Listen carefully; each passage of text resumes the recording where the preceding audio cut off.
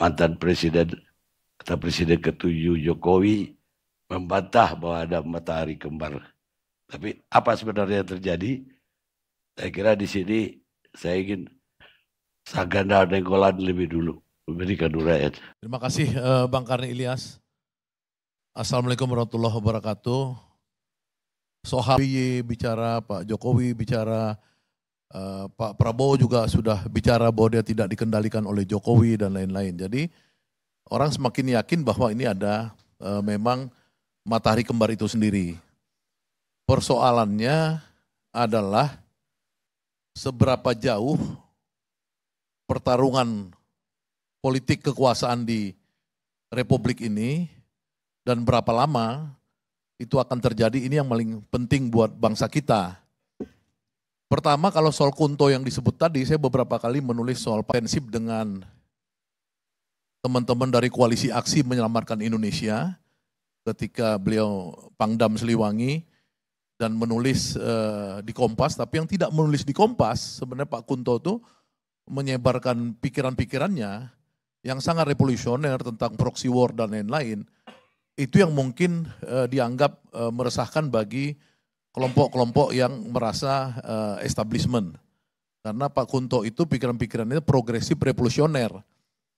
Nah, dalam konteks yang kemarin baru-baru ini saya melihat memang Pak Prabowo itu dalam analisa politik dia merasa kecolongan dan kemudian dia mereinstall kembali ya Pak Kunto itu, karena Pak Kunto ini diperlihatkan oleh Prabowo waktu sekitar 6 bulan atau setahun lalu itu, antara itu waktu Pak Jokowi dalam suatu acara tidak menyalam Pak Trisno ya, itu Pak Prabowo langsung datang ya setelah menang ya dia ini acara itu, datang ke Pak Trisno dan memberikan hormat kepada Pak Trisno. Nah, secara post factum kita melihat ya setelah di reinstall Pangko Wilgap Pak Kunto ini di acara forum perwira PPAD kemarin, Angkatan Darat Perwirawan, itu jelas-jelas bahwa Pak Trisno didudukkan di sebelah Pak Presiden. Jadi artinya Pak Presiden itu merasa secure melakukan satu persekutuan politik dengan Pak Tri dan jaringan Pak Tri. Itu pertama yang saya lihat sebagai satu pertarungan di matahari kembar ini. Nah, tentu saja orang-orang yang mendukung Pak Prabowo menjadi presiden, yang dulu dari rejim Jokowi, ini melihat bahwa kembar ini terjadi sekarang karena kita melihat Prabowo itu pikirannya berbeda. Ya, karena manusia ini kan berpisah atau bersatu, salah satunya karena kesamaan pikiran atau perbedaan pikiran.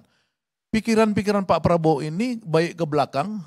Perbedaan antara Jokowi dan Prabowo mulai terlihat jelas dalam pemerintahan. Jokowi fokus pada infrastruktur, hilirisasi industri, dan pendekatan merakyat. Sementara itu, Prabowo mengutamakan pengembangan SDM, ketahanan pangan, dan penegakan hukum yang lebih tegas.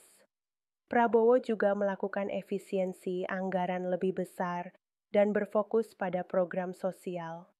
Pendekatan kepemimpinan Prabowo yang tegas kontras dengan gaya Jokowi yang lebih demokratis dan kalem. Tulis pendapatmu di kolom komentar. Jangan lupa like dan subscribe untuk update berita terkini.